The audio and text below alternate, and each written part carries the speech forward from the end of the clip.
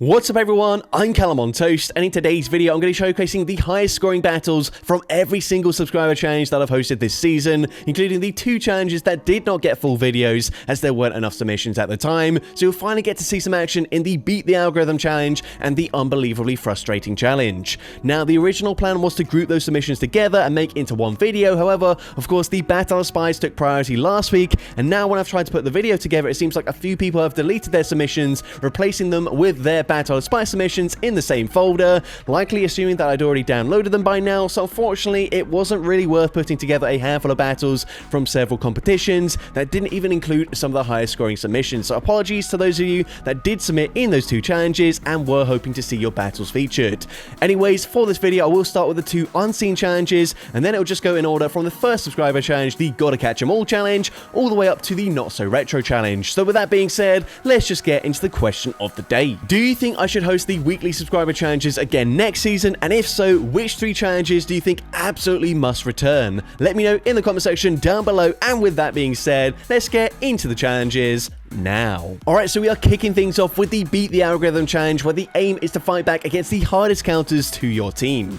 Now the concept for this challenge is one of the more straightforward ones, however the scoring system was very complex and is most likely the reason why I didn't receive many submissions. On the right hand side of the screen you can see how to earn points, but do note these are for individual matchups. So for example, your lead Pokemon versus their lead Pokemon, your save swap versus their counter swap, and then your third Pokemon versus their third Pokemon. And even if you're able to flip switch advantage, you will still score points for your third Pokemon versus their third Pokemon, even if they are actually no longer aligned to each other.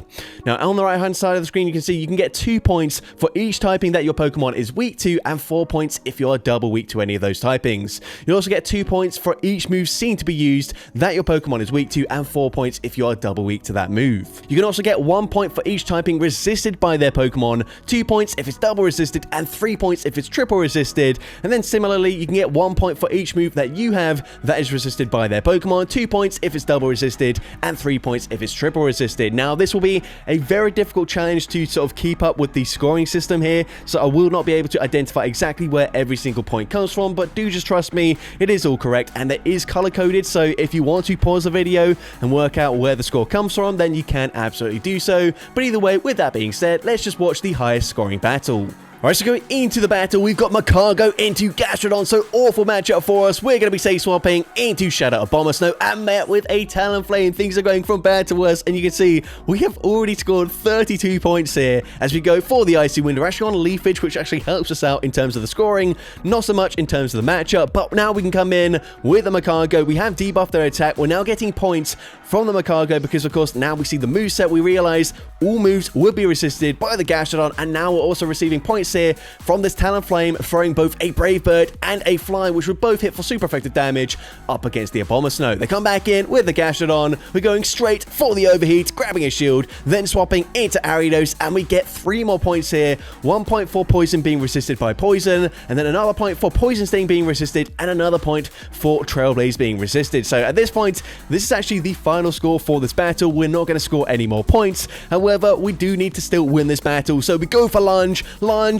grabs the final shield here. We have debuffed their attack. However, we are going to let the first move go through. They will reach another move, and they actually drop out of fence, which is definitely not ideal for us. So at this point, definitely going to shield, respect the damage here. Aquatel would get the KO. We're going to farm up to back-to-back charge moves, and of course, Lunge from this range will be enough to take out the Shadow Drapion, and we can go straight for Trailblaze into Gastrodon coming back in. Trailblaze, double super effective. It gets the KO there, and we're able to take that game, finishing on 40 points, and with the Elo multiplier, that actually takes us to 42.23 points, which is actually way above the next closest score, so very well done by Emerald Nightmare. Next up, we've got the Unbelievably Frustrating challenge, where the aim is to throw the Charge Attack Frustration as many times as possible in a single battle, while still emerging victorious.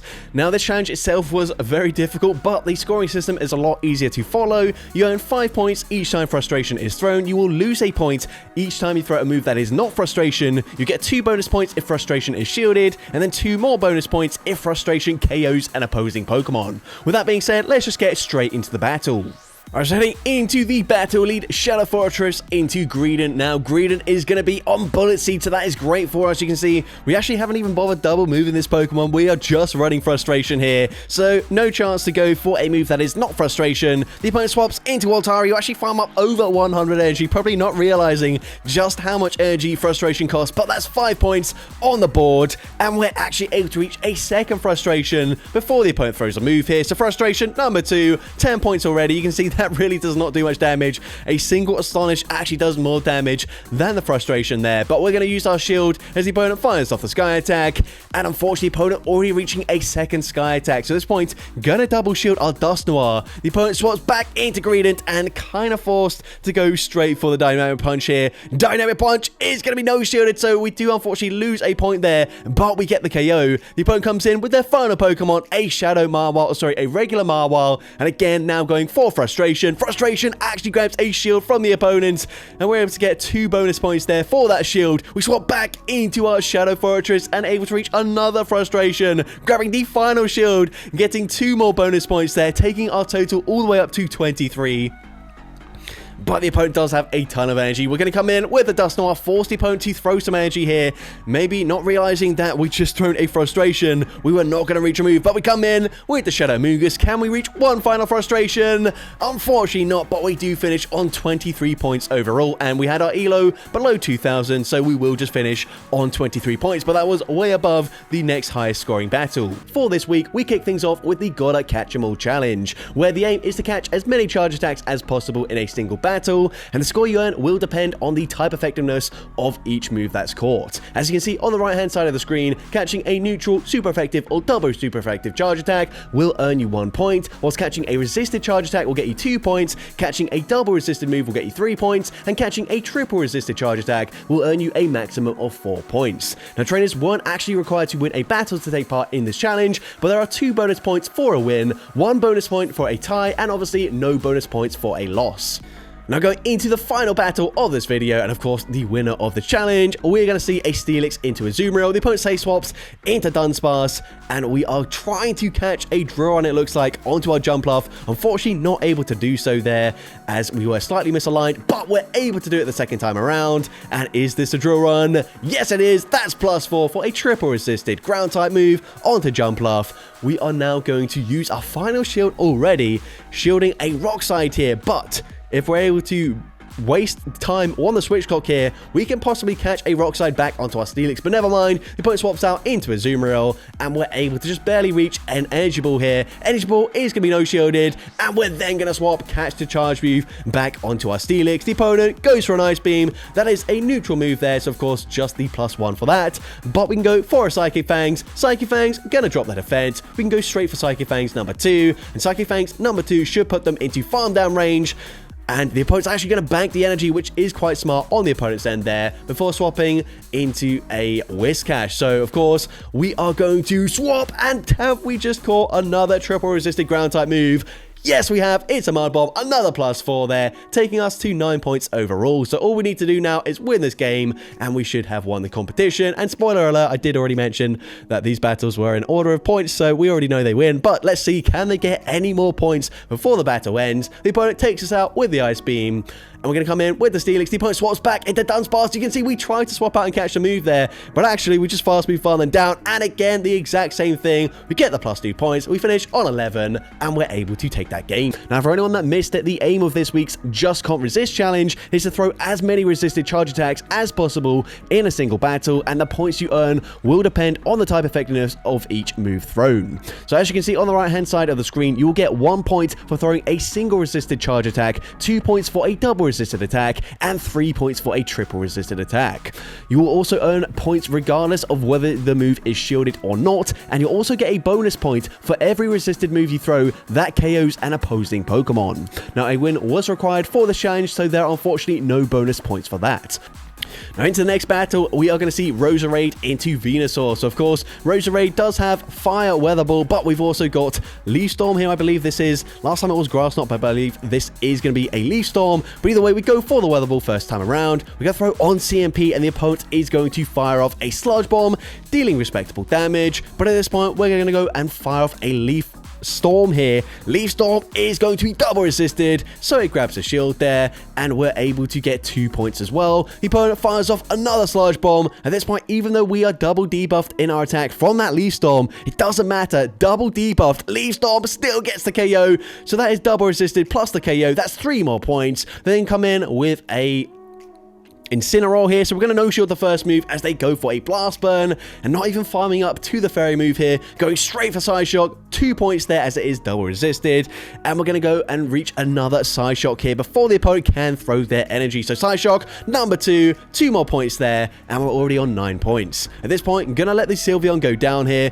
going to come in with our Greninja here, and the opponent swaps into their own Greninja, so we can only throw resisted moves here, but also only take resisted damage in return. So another point there for the Night Sash. We're then going to swap, make the catch onto our Roserade. Of course, Roserade pretty useless at this point anyways. We're going to come back in with the Greninja, go straight for Night Sash again. Night Sash again going to be getting another point there up against this Greninja. We're already on 11 points. So the opponent going to go and fire off another charge move here. We are going to overfarm, fire off the Hydro Cannon. Hydro Cannon from this range probably will get the KO. So we grab the final shield, another point there. And at this point, we are going to no-shield this as the opponent goes for the Night Sash, not dealing too much damage. They swap back into Incineroar, and this time we're actually not going to go and fire off a Night Sash, instead committing to the super effective move, getting the KO there. But that's absolutely okay because we can go for a resisted Night Sash here. Night Sash is going to get the KO, so 2 more points there, finishing on a total of 14 points. We're going into the final battle of this video, leading Galarian Weezing into Melmetal. Now, this is actually a fairly okay matchup for us here, just because we do have the threat of like an overheat to maybe grab shields here whilst we go for a bait with the Sludge. Sludge is double resisted, so 2 points right off the bat. We are going to shield the first charge move here. The opponent going to go for a Rock Slide there, so not really clear what their secondary move is going to be. Maybe Superpower. We're going to no-shield the next move. It's just another Rock Slide, and again, we can go for Sludge. Sludge going to be double resisted. It gets us 2 more points there, and again we can still no shield this and come out with maybe back-to-back Sludges before they do farm us down. So we go for Sludge number 3, and again another 2 points here up against this Melmetal, and they swap into a Sizzle, so that's still going to be double resisted here. So Sludge again 2 more points before we swap into a Fury Gutter Galvantula.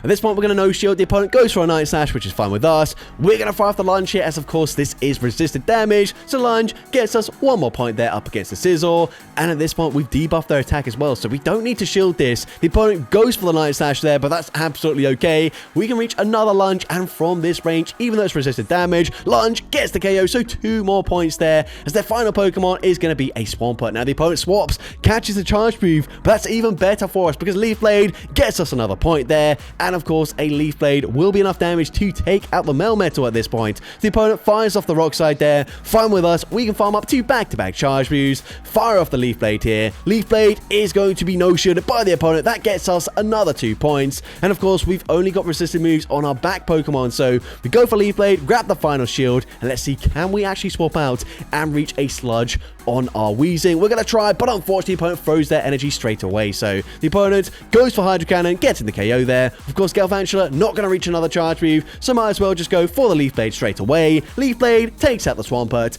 and again finishing on a total of 14 points. The CMP Priority Challenge, where the aim is to win as many CMP ties as possible, and you can see the full scoring system on the right-hand side of the screen. And then 2 bonus points for the win, and again finishing on 6 points. And now into the final battle of this video. So far, we've only had 5 points, and then like 5 games that were on 6 points, but this battle is absolutely insane. First of all, Mandibuzz mirror match, but we must have a very attack-weighted Mandibuzz because we win CMP up against an opposing Mandibuzz, and again winning CMP, so that's really great for us.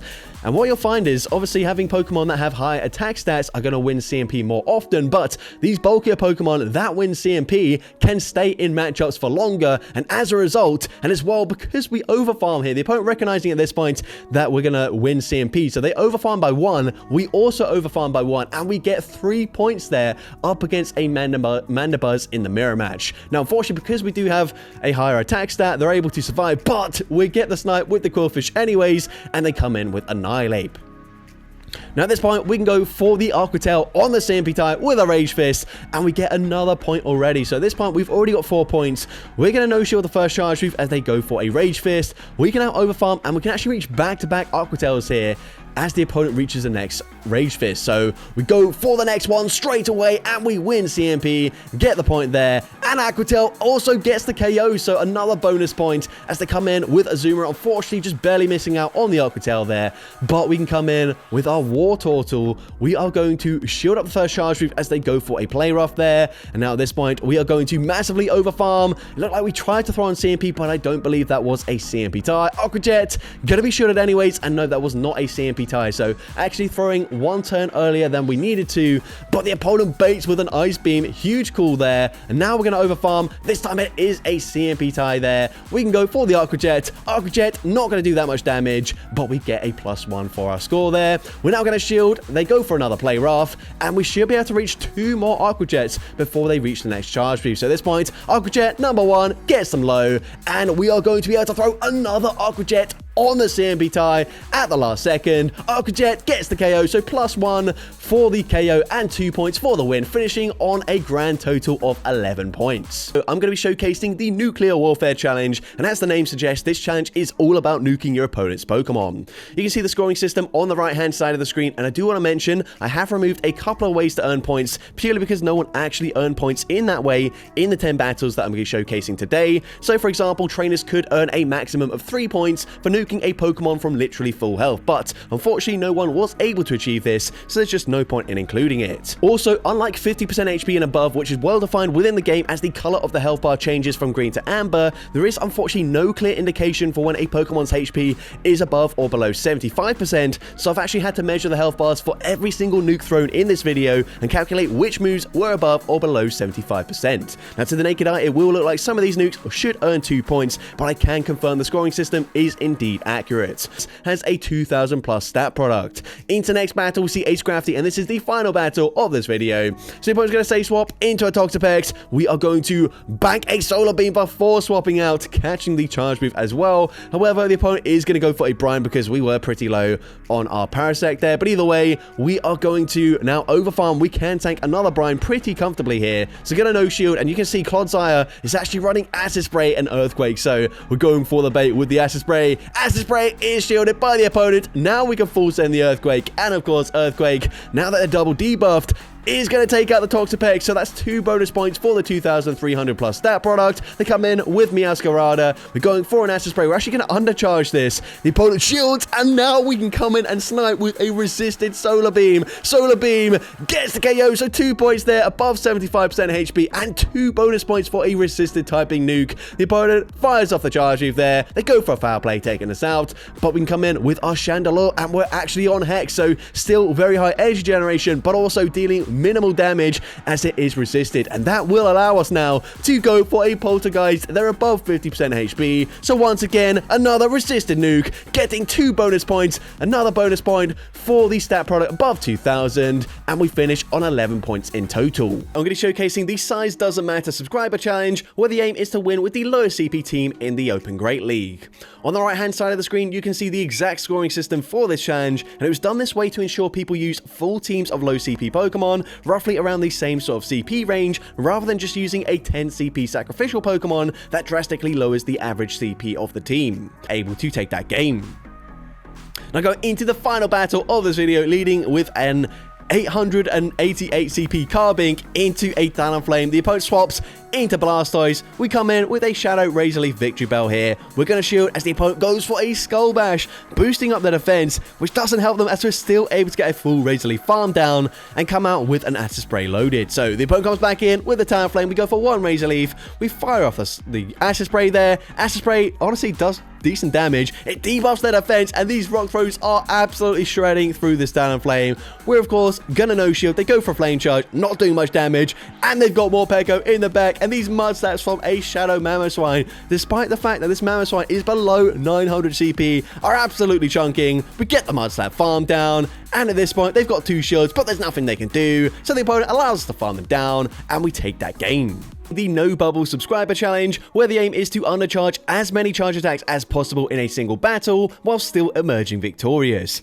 As always, you can see the scoring system on the right-hand side of the screen, and again, I've color-coded the bonus points to make it a lot easier for you guys to follow along and understand exactly where the points are coming from. So going into the next battle, we've got Emerald Nightmare leading with Alola Muck into a Weavile back in the Ultra League. So we are going to stay in this matchup here, of course. These Snarls are hitting for resisted damage, so they can go for an Avalanche there, but they're never going to be able to fully farm us down. We're now going for the Acid Spray. Honestly, there's just no point in hitting any bubbles on an Acid Spray anyways, as it does minimal damage, but the opponent actually shields that up there. So huge, starting off with 6 points there. The opponent fires off the Avalanche. They then swap into Heatran, and we're going to debuff them immediately with the Acid Spray. Of course, this is going to be double resisted. It does not do much damage, but it doesn't really matter. It drops their defense, which is really handy for us because now we can comfortably undercharge these charge attacks, and it's still going to do some decent damage. And the Shadow Claws are starting to add up already. So we go for the Dragon Claw. Dragon Claw going to get us 4 points as we don't hit a single bubble.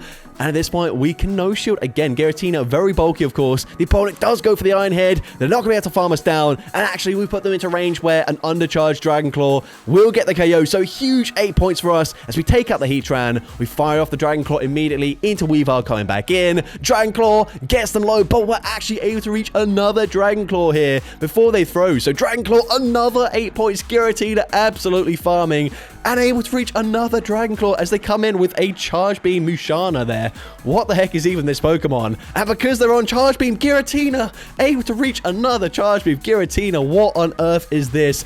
Able to grab the final shield as well, so 6 points there. We're already in the lead with 44 points. Oh, sorry, Ronva did get 50, so not quite in the lead yet, but we should be able to take the lead now with, of course, the opponent just going straight for Side Shock. Now, Mushana did actually get a double buff this season, which is really interesting with both Side Shock and Dazzling Gleam. However, this one clearly not on Dazzling Gleam, or they just don't know their typings because they have not thrown one yet. So this one, we're going to go for a Obstruct, of course, getting another 4 points there.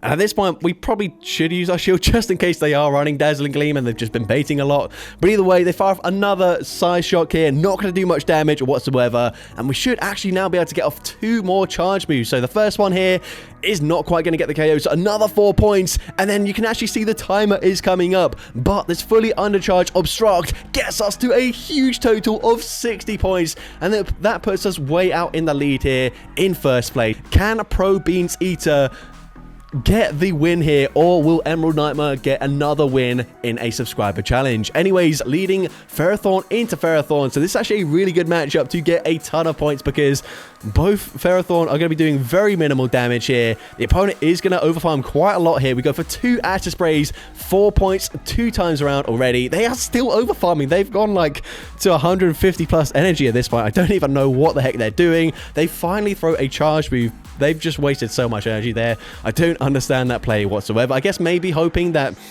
we'd swap out or something. I don't know. But either way, they go for another Power Whip here, of course. They must be running like Mirror Shot as the other charge move because Power Whip is double resisted. Either way, we go for another another double resisted Power Whip, and the opponent actually shielded that. So insane farming so far. They swap into Wigglytuff, and this is really nice for us. We can go for another Acid Spray, getting 4 points there as we hit 0 bubbles, and going for another Acid Spray here. And this one grabs a shield again, so getting so many points already in this battle. They are now quad debuffed in their defense. We come in with the Mantine, hitting 0 bubbles with the Bubble Beam, dropping their attack, but still, we probably should be shielding this up. So we are going to shield, and the opponent goes for a Play Rough there. That is huge for us. Now they're not going to reach another charge move. We're going to throw an Aerial Ace at the last second here. No bubbles. It gets the KO. So 8 more points. We're already up to 40. Can Pro Beans Eater get the win here? We are going to see a Power Whip coming through. Again, going for a Bubble Beam, hitting 0 bubbles. Bubble Beam is going to get another 4 points on the board. We're then going to swap, force the opponent to throw their energy. Otherwise, we would reach an Acid Spray. So the opponent goes for Power Whip there. Power Whip is going to get the KO from that range. We come in with our final Pokemon, a Jellicent, and unfortunately, we don't have any shields in place. So Power Whip does do quite a lot of damage. We can now go for a Shadow Ball here, throwing just before they reach the next charge. We're gonna fully undercharge this, and Shadow Ball gets the KO. That's 8 more points. They come in with a Tentacruel. Can we actually win this game, though? They are pretty healthy here. We're going for a full undercharge on the Bubble Beam, but the switch timer, or sorry, the actual battle timer is coming up, and now all we need to do is throw a last-second charge move. And if you didn't know, if you finish a battle with more Pokemon still alive than your opponent, even if they've got a lot more HP, you end up winning the game, and as a result, we finish tied in first place with 60 points. I'm going to be showcasing the self-sabotage subscriber challenge, and for anyone wondering why it wasn't posted yesterday, unfortunately it took a lot longer than usual to put together for a couple of reasons. Anyways, the point system is, as always, on the right-hand side of the screen, and again, I've color-coded the bonus points to make it clear where the points are coming from at all times. But into the next battle, we are going to see Galarian Weezing up against Ferrothorn, so I believe this is the final battle of the video. So can this trainer get into that first place position, or will they end up finishing on the same points as basically every other trainer? I guess we're about to find out, but either way, getting 4 points straight away with the overheat. I'm not really sure why the opponent shielded that, but either way, we are going to completely wall the Gastrodon here, of course, resisting everything they can throw. They keep going for Body Slam. Don't understand why. We're a Ghost type. We are double resisting that, and it's non-stab. We now finally throw a Brave Bird here. Brave Bird is going to get the KO, 6 points, and we go for another Brave Bird straight away. So, of course, once again, Brave Bird only get 2 points plus the bonus point this time around, but that's okay. At this point, we come in with Lurantis, and we are going to get a lot of bonus points here, I believe, because the opponent is going to go straight for an Icy Wind, debuffing our attack there. Bonus point. They then swap into Ferrothorn. That is absolutely fine with us. We can go straight for Superpower. Superpower is going to connect. It does big damage. We can go for another Superpower. Superpower number 2 is going to get the KO, a bonus point there as well, and we can come back in with our Weezing, and at this point, we're going to call a bait. The opponent does bait. That's another bonus point, and we can now go for the Overheat here. Overheat going to be another 4 points on the board, and the opponent is going to get an Ice Shard farm down. Now, the opponent is going to throw another Icy Wind, which does mean we should be able to win this matchup here with 33 points, and that will put us in the lead. So, Superpower is going to get the KO there. 4 points, finishing on 33 points, and finishing in the lead. The Not Rocket Science Challenge, where the aim is to imitate a Team Go Rocket member in the Go Battle League. On the right-hand side of the screen, there are a bunch of different ways in which you can earn points for this challenge, and in the brackets, you can see the maximum number of points you can earn for each bullet point. Now, this might look a little bit complicated, but actually my subscribers have made this much easier for both me and all of you viewing this video, because every single trainer inside the top 10 has managed to score the maximum number of points for each bullet point, besides the one where of course there is no upper limit. So instead of trying to track every single point earned throughout the video, we can now simply just track the points earned via throwing a charge attack as soon as it's reached each time.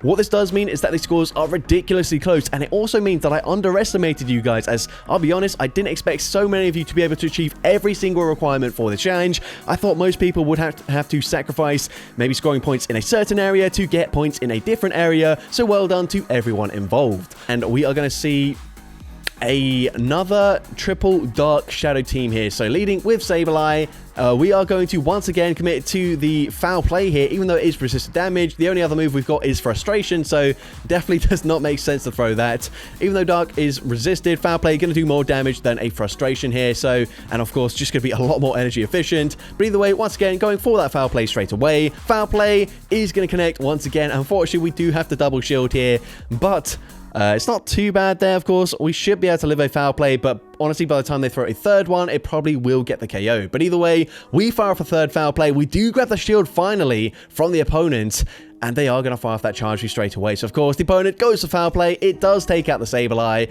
We can come in with the Shadow Drapion, going straight for the Aqua Tail there. Once again, it looks like every single trainer in these battles is firing off their charge straight away. So, pretty easy for us. It's basically just a challenge of who can throw the most charge attacks whilst following all the other rules for this requirement here. But either way, we go for the Aqua Tail. Once again, throwing as soon as we get there. The opponent is going to fire off the charge. All shields are down, but it's just a Psychic Fang. So, very easy, very comfortable tank for us there. Again, going straight for the Aqua Tail. Aqua Tail going to be shielded by the opponent, but we can reach another Aqua Tail here up against the Shadow Steelix. Aqua Tail is going to connect this time around, and it's actually a CMP type as well, so very poor on the opponent's end. Committing to a farm down would have been the right play there, but even then, they go for a Psychic Fangs, and it does not get the KO. We get the full farm down, and the opponent is going to have a Corsola in the back, so this is a really good matchup for us. Night Slash hitting for super effective damage. The opponent will be able to outpace us to that next charge move, but that's absolutely okay. Power Gem, not enough damage to get the KO. We can go straight for the Night Slash, and we are finally going to finish on a total of 9 points. So that means Shadowmoron 214 will be going into the lead here with a 9-point total. Ending with Emerald Nightmare, usually very much up there around the tops of these challenges. So let's see if they can finish on top, or if they're going to be another trainer finishing on 8 points. Either way, another Shadow Glider in the lead, this time a triple flying team once again. We're going to shield the move here, as of course we do have to shield every charge move. Well, the first 2 charge moves, of course, we can't shield everyone. We're going to go for another Night Slash straight away. Night Slash, going to be shielded by the opponent, and unfortunately they do throw just before we reach that next Night Slash, but either way, we have to shield anyways. So we're going to go for that Night Slash immediately, and let's see what the opponent wants to do. The opponent is going to double shield their Lapras as well, but we're able to reach another Night Slash before they do throw another Sparkling Aria. So Night Slash gets the KO there. Actually winning the 2-shield scenario up against a Lapras is kind of insane to me. They come in with a Clodsire, again, going straight for Night Slash. Night Slash is, of course, going to connect, and they throw just before we reach that next charge move. So really good timing by the opponent. Stone Edge gets the KO there. We're going to have to come in with a Jump Bluff, even though Skarmory would be better, because of course we have to stick to the order that we submitted, or that we entered into the battle. But either way, we go straight for Aerial Ace here. Jump Bluff able to tank the Stone Edge and able to outspam the Clodsire, making it to another Aerial Ace throwing straight away. We're on 7 points here. Aerial Ace is not going to get the KO, so the opponent does swap out there into Serperior, able to reach another Aerial Ace up against Serperior. Aerial Ace does not do much damage as we fully undercharge it, but unfortunately losing CMP, so we do not get the points here. Aerial Ace gets the KO. We come in with Skarmory, and the reason we undercharge is because we are, of course, on Air Slash. So Air Slash doing big damage here. We are completely walling the charge moves from this Serperior, but it just depends, can we actually reach another charge move to throw into the enemy? So of course the opponent swaps back into Clodsire. They go for Stone Edge. Stone Edge does big damage, but we are able to reach a last second charge move. Skarmory gets to the Sky Attack, and we are finally going to finish on another total of 9 points. So Emerald Nightmare going into joint first with 9 points overall. The Not So Retro subscriber challenge featuring the top 10 highest scoring battles. Now the aim of this challenge is to use as many Dark, Fairy and Steel type moves as possible in the Retro Cup, a meta where those typings are banned. Now on the right hand side of the screen you can see the exact scoring system for the challenge. It's been a few weeks since the last subscriber challenge video, and this is going to be the first week where I implement the new ELO multiplier system, which you can see on the screen right now. Into the middle of the pack there, but into the final battle of this video, let's see if Robidigiov can take the win. It's going to be very close here. Of course, we've seen 2 trainers already in the sort of 26 point range. Can we get up into that range here? We're about to find out. But anyways, we've got a Shadow Sand Slash this time around, once again on that combination of Metal Claw and Night Slash. Of course, Trevenant as well on Sucker Punch, which we've already seen. We get 2 points for the Night Slash there. And we are actually going to double shield this, just because we can now go for a full farm down. The opponent recognizing that's what we're going to go for, so they swap back into Claydol, but we can come in with the Trevenant, go straight for a Foul Play, and of course Foul Play going to hit for super effective damage. It is non-stab, so it doesn't do that much damage, but the opponent not on Ice Beam, so they go for Rock Tomb, but that actually gives us more farm. We get the farm down there, we get the bonus point for that KO, and we can now overfarm massively with the Trevenant and fire off a Foul Play. Foul Play gets the knockout there, so another 2 points and that bonus point, and they reveal their final Pokemon to be a Dugong. So again, going for Foul Play, getting 2 more points on the board, and we come in with our final Pokemon, a Crocodile. Of course, once again, Crocodile on Incinerate, so no points for the fast move, but we can go for Disarming Voice, and this is going to reveal all 3 typings, which means we get the 2 bonus points there for that, and now we can fire off a Crunch. Crunch should be grabbing the final shield from the opponent. It does exactly that, and the opponent is forced to throw a charge move.